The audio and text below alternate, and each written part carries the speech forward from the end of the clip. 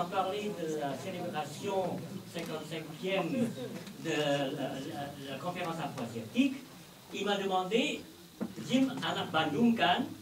Et je suis l'enfant de Bandung. J'ai dit oui. Et j'ai dit, la conférence afro-asiatique, j'étais là, mais j'ai dit, oh, il faut raconter quelque chose. Et j'ai dit, mais j'ai pu raconter une chose, mais très anecdotique. Donc, ce n'est pas en importance politique ni rien, je travaille dans ce cafétéria. Et ça, je dirais un peu à la fin, je ne sais pas trop long, mais j'ai quand même quelque chose à dire, c'est que Bandung, la ville de Bandung, je ne sais pas si vous connaissez tous la ville de Bandung, ceux qui sont jamais venus là. Je suis anak Bandung parce que je suis né, j'ai grandi, et j'ai fait mon éducation, j'ai vécu, j'ai travaillé, et puis nous avons fait une compagnie de théâtre pendant 8 ans, nous avons monté 30 spectacles jusqu'à mon départ pour la France quand j'avais 30 ans. Donc j'ai passé la moitié de la première moitié de ma vie à Bandung. Et Bandung, nous avons vécu, mes parents et mes grands-parents ont trouvé une habitation à Bandung à partir de 1942. C'est le début de l'occupation japonaise pendant la Deuxième Guerre mondiale dans Jalan Kartini. Et Jalan Kartini porte un nom important. C'est une personnalité de l'histoire moderne de l'Indonésie, très respectée et très importante. Alors, notre famille a vécu dans cette maison à Jalan Kartini depuis 1942 et jusqu'à aujourd'hui, c'est mon frère cadet et sa famille qui habitent toujours dans cette maison 67 ans après. Bon, ça c'est une anecdote personnelle. Et puis, j'ai vécu donc l'occupation japonaise, la guerre d'indépendance où Bandung était aussi une ville historique parce qu'il y a Bandung Lautan Api, Bandung, l'océan de feu pendant la bataille de Bandung pour l'indépendance de l'Indonésie. Et j'étais toujours dans cette habitation à Jalan Kartini. Mais par contre, vous étiez déjà né à l'époque Moi, je suis né en 1937. Ah oui, d'accord. C'est la fin de la colonisation hollandaise et où le monde est en train de se préparer pour sa Deuxième Guerre mondiale. Bon. Alors j'avais 5 ans quand les Japonais sont rentrés et devant notre habitation, Jalan Kartini, il y avait une école qui a la superficie de grande largeur, longueur de demi-pâté de maison. Et ça s'appelle l'école Kartini. Et pendant l'occupation japonaise, c'était utilisé comme caserne des soldats japonais. Voilà. Donc, ça c'est donc la chose personnelle, mais Bandung c'est aussi une ville historique, comme je vous dis, pendant l'indépendance, et j'ai vécu ça là aussi. Et aussi, apparemment, bon, c'est par rapport à Paris, à l'époque coloniale, je crois que Bandung, les Hollandais l'appelaient le Paris de Java. Voilà.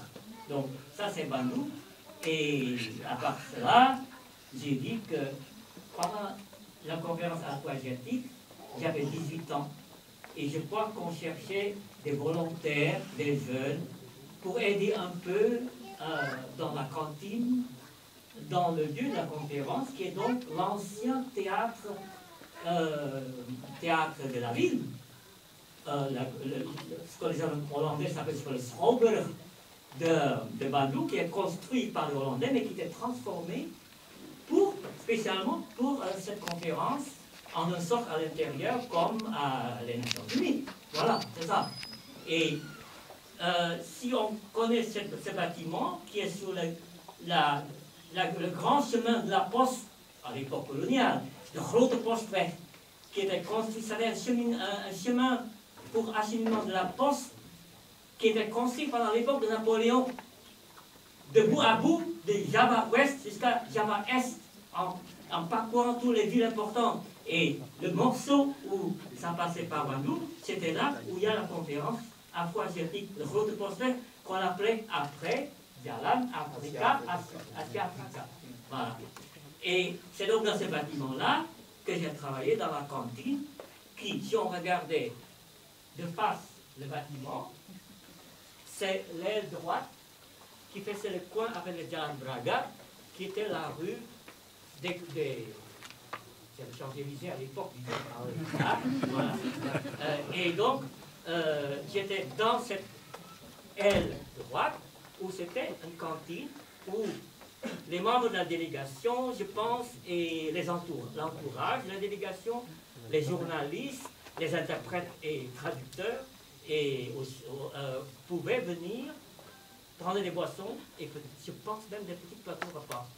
Des moments qu'ils ont soif, ils ont un petit faim, ils peuvent venir. Et nous, on était là, je pense qu'on était volontaires, on cherchait des jeunes pour travailler.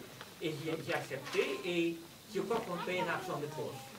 Mais j'étais content parce que chaque fois que des grands personnages arrivaient, des personnalités de la conférence, les noms qui étaient nommés tout à l'heure de tout le monde, j'ai dit, mais j'ai envie de voir.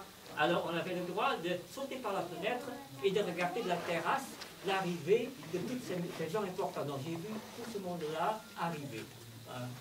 C'était un plaisir et j'ai un souvenir de ça et j'étais content. Voilà. Donc j'étais donc à la cantine comme servir des boissons et des petites... Est-ce que tu as servi à une personnalité? Non, parce que les grandes personnalités ne viennent pas là. Ce sont toujours des petits gens. Parce que, non, parce que...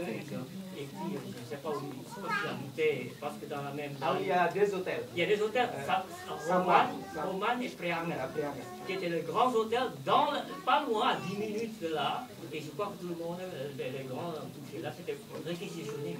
Voilà. Donc voilà, c'est tout mon témoignage, c'est ça.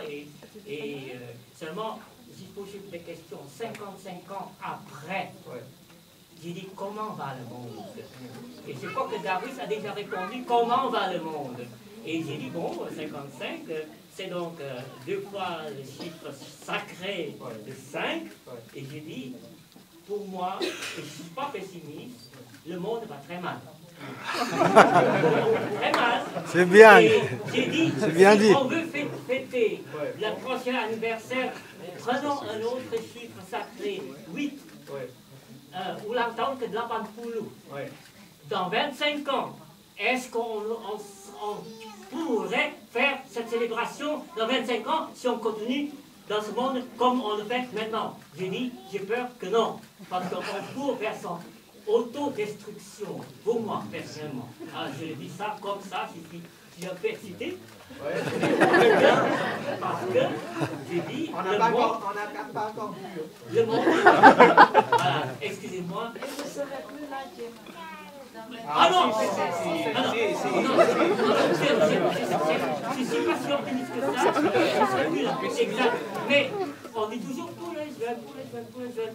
Mais tout ça, c'est l'espoir. Mais l'espoir, ça fait partie de l'humain. Ça surtout avec nous, parlons pas d'espoir. Parlons d'urgence. Remplaçons espoir par urgence.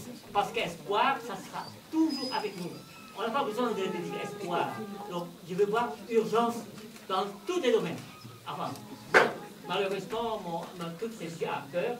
Et j'essaie peut-être dans les pièces, dans le film où je joue, de passer un peu le message selon mon métier. Mais tout, chacun selon le métier, il dit urgence. Voilà. Alors, je vous remercie.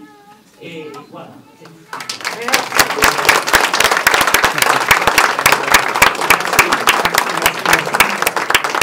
Malheureusement, on n'a pas le temps de discuter, d'échanger, questions-réponses, etc., etc. Mais c'est un avant-goût et voilà. Donc on arrive au dernier point de